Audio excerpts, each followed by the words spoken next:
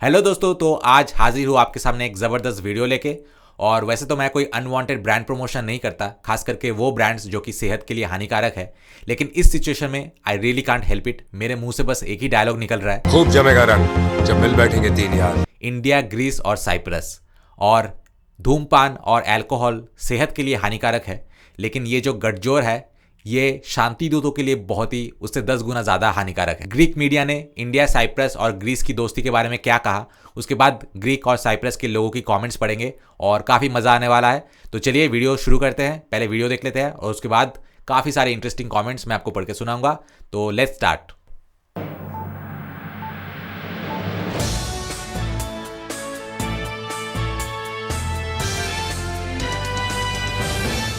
nationalpost.com.cy के अनुसार भारतीय विदेश मंत्रालय ने कहा कि भारत और साइप्रस ने रक्षा, राजनीतिक, आर्थिक, काउंसलर और सांस्कृतिक संबंधों सहित विभिन्न क्षेत्रों में सहयोग करने का फैसला किया है।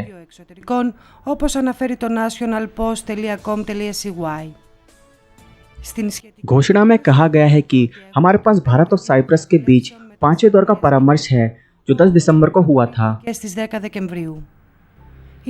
यूरोप के सचिव नीता भूषण और साइप्रस गणराज्य के विदेश मंत्रालय के निदेशक के साथ साइप्रस पक्ष के नेतृत्व में भारतीय पक्ष ने कई क्षेत्रों में दोनों देशों के बीच घनिष्ठ सहयोग पर सहमति व्यक्त की। परामर्श के दौरान दोनों पक्षों ने पारंपरिक रूप से मधुर संबंधों की सराहना की और राजनीतिक, आर्थिक, काउंसलर, रक्षा और सांस्कृतिक क्षेत्रों सहित विभिन्न क्षेत्रों में सहयोग पर विचार किया। भारतीय विदेश मंत्री ने कहा, दोनों पक्षों ने रक्षा और सैन्य सहयोग, खेल और संस्कृति सहित समझौतों की स्थिति की समीक्षा की और इन समझौतों को जल्द से जल्द अंतिम रूप देने के लिए काम करने पर सहमत हुए।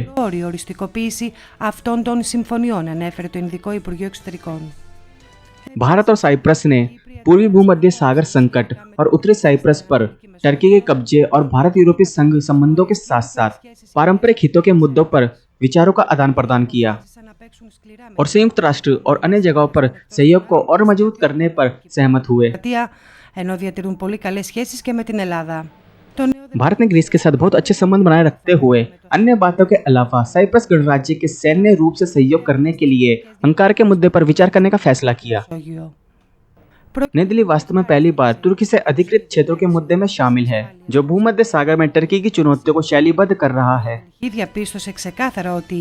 यह एक स्वागत योग्य विकास है, जैसा कि सितंबर 2020 में एक विशेष सुरक्षा मूल्यांकन नई दिल्ली ने स्पष्ट किया कि टर्की इस्लामिक संगठनों का फाइनेंशियली सपोर्ट कर उनके सहयोग से भारत के खिलाफ आतंकवादी गतिविधियों का समर्थन कर रहा है।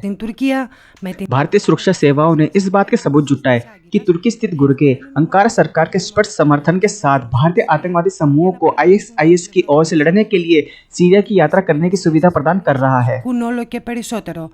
भारतीय सुरक्षा सेवाएं तेजी से चिंतित हो रही हैं, क्योंकि वे दक्षिण एशिया में मुसलमानों के बीच टर्की के राष्ट्रपति की लोकप्रियता को बढ़ाने के उद्देश्य से भारत के खिलाफ आक्रामक योजनाओं में टर्की के राष्ट्रपति एर्दोगान द्वारा पाकिस्तान आधारित आतंकवादी समूहों के उपयोग की भविष्यवाणी करते हैं। केंद्रीय सुरक्षा एजेंसी के साथ काम करने वाले एक भारतीय सुरक्षा अधिकारी ने कहा, राजनीतिक और गैर लाभकारी समूह के सहयोग से भारत में इस्लामिक संगठनों को फाइनेंशियली सपोर्ट करने के तुर्की के प्रयास भारत की चिंता को बढ़ा रहे हैं।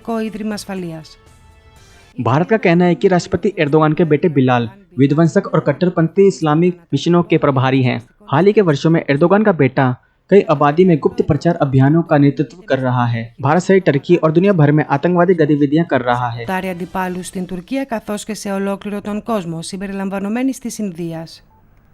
सुरक्षा विशेषज्ञों का मानना है कि भारत को भारत के अंदर टर्की की गतिविधियों पर ध्यान देना चाहिए और उसका ध्यान अब विदेशों पर भी होगा।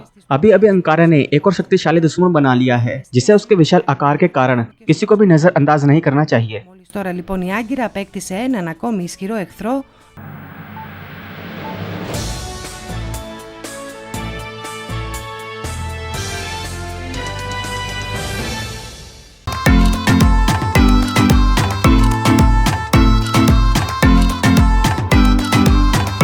तो सबसे पहला कमेंट जियोला की ने लिखा है कि जब रिपब्लिक ऑफ साइप्रस बना था तो बिल्कुल शुरुआत से ही इंडिया और हमारा एक्सीलेंट कोऑपरेशन रहा है। हमें ये इंश्योर करना चाहिए कि ये रिश्ता हमेशा ही ऐसे ही बरकरार रहे।